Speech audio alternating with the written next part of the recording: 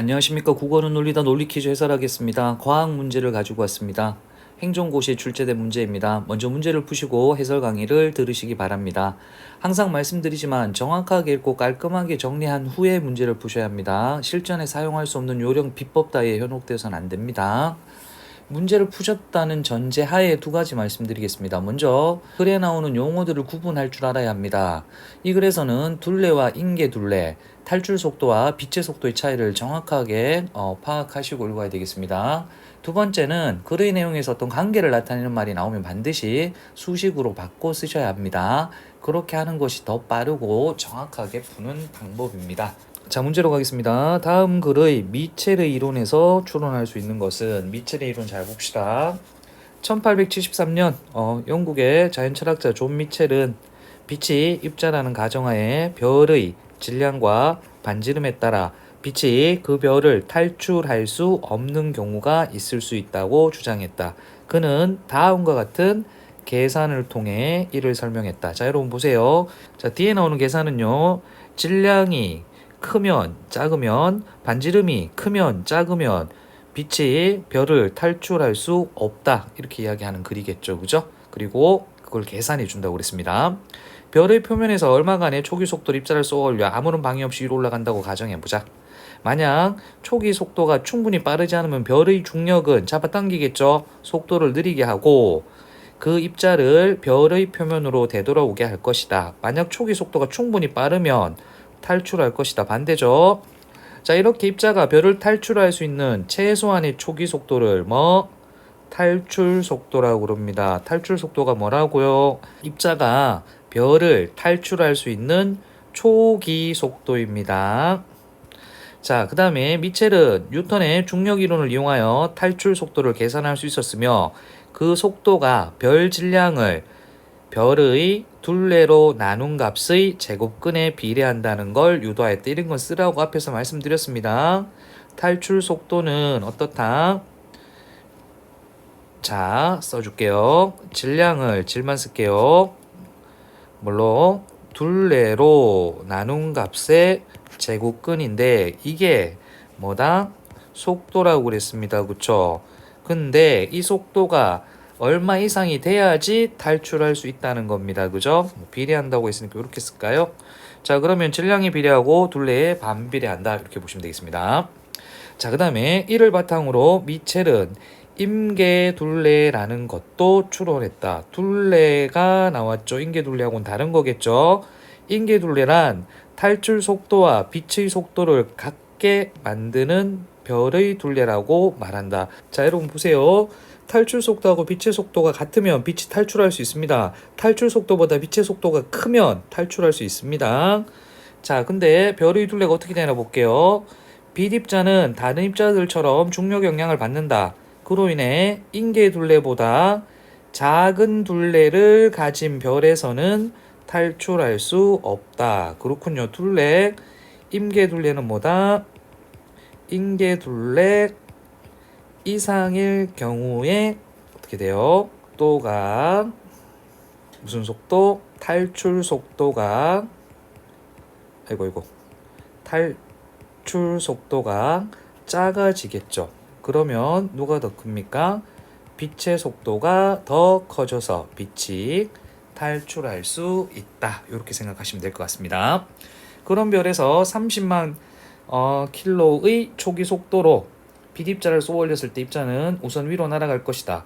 그런 다음 멈출 때까지 느려지다가 결국 별 표면으로 돌아올 것이다. 언제? 인계둘레가 작을 때요. 미첼은 인계둘레를 쉽게 계산할 수 있었다.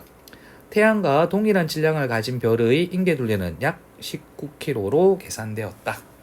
자, 이러한 사고 실험을 통해 미첼은 인계둘레보다 작은 둘레를 가진 암흑의 별들이 무척 많을 테고, 암흑의 별은 뭡니까? 빛이 없는 거죠. 왜 없습니까? 인계둘레가 작기 때문에 빛이 그 별을 탈출하지 못해서 다른 별에서 안 보이는 겁니다. 그 별들에선 빛 입자가 빠져나올 수 없기에 지구에서 볼 수 없을 것으로 추측했다 했습니다. 그렇죠? 못하네요. 자, 다시 한번 정리해 보시면요. 빛이 탈출할 수 없는 경우가 있대요. 그죠?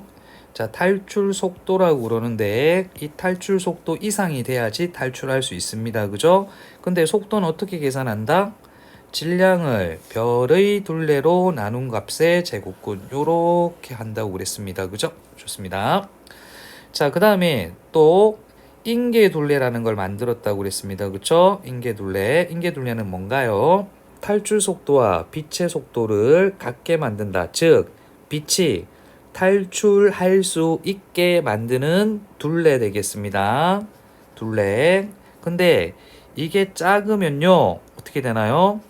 속도가 증가하겠죠. 그죠? 그지? 그러면 어떻게 돼요? 빛의 속도보다 자 탈출 속도가 커지니까 탈출하기 힘들어지겠다. 이렇게 생각하시면 되겠습니다. 그죠?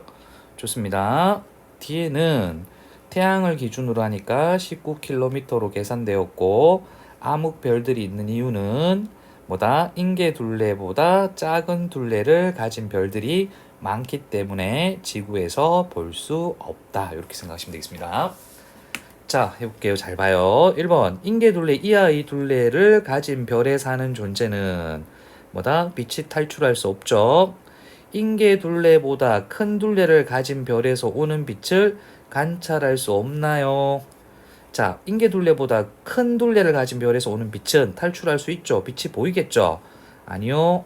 아닙니다. 땡 되겠습니다. 빛보다 빠른 초기 속도로 쏘아 올린 입자가 있다면 그 입자는 모두 별에서 탈출할 수 있다. 조심하셔야 됩니다. 빛보다 빠르고 안 빠르고가 중요한 게 아니라 뭐보다 빨라야 됩니까? 그렇죠. 탈출 속도보다 빨라야 됩니다. 자, 그 다음에 별의 질량이 커지더라도 둘레가 변하지 않는다면 별의 속도는 빨라지지 않는다 했는데 요거 같은 경우도 식으로 잠깐만 볼게요. 자, 뭐라고요? 질량이 커지더라도 별의 둘레가 변하지 않으면 탈출 속도는 빨라지지 않나요? 둘레 그만 있고 뭡니까? 분자만 커지면 달라지겠죠. 틀렸습니다. 빨라집니다. 인계 둘레 이하의 둘레를 가진 별의 표면에서는 빛을 쏘아 올릴 수 없다. 빛을 왜 못 쏘아 올립니까? 쏘아 올릴 수는 있지만 탈출할 수 없죠. 땡입니다. 답이 5번인가요? 별이 질량이 커질수록 인계 둘레는 커진다 했는데 여러분 이거 한번 보세요. 별의 질량이 커질수록 인계 둘레는 커진다 했는데 인계 둘레가 뭐라고 그랬나요? 자, 인계 둘레는 빛의 속도와 뭐다? 탈출 속도를 같게 만든다고 그랬습니다. 그쵸? 됐습니까? 그러면 자, 요건 어떻게 계산하나요? 인계 둘레 분의 질량 그 다음에 제곱근이라고 그랬습니다. 그쵸? 자, 그러면 빛의 속도하고 탈출 속도가 같아진다는 건 탈출 속도가 빛의 속도가 된다는 거죠. 빛의 속도는 정해져 있죠. 그러면 질량이 커지면 얘도 따라서 커져야 되겠습니다. 그쵸? 분자가 커지면 분모도 커져야지 탈출 속도와 빛의 속도가 같아집니다. 그래서 맞습니다. 정답은 5번 되겠습니다. 자, 그래서 두 가지 강조했습니다. 하나는 용어를 구분할 수 있어야 될 것이고 또 하나는 수로 표로 나타내라고 이야기했습니다. 예, 감사합니다.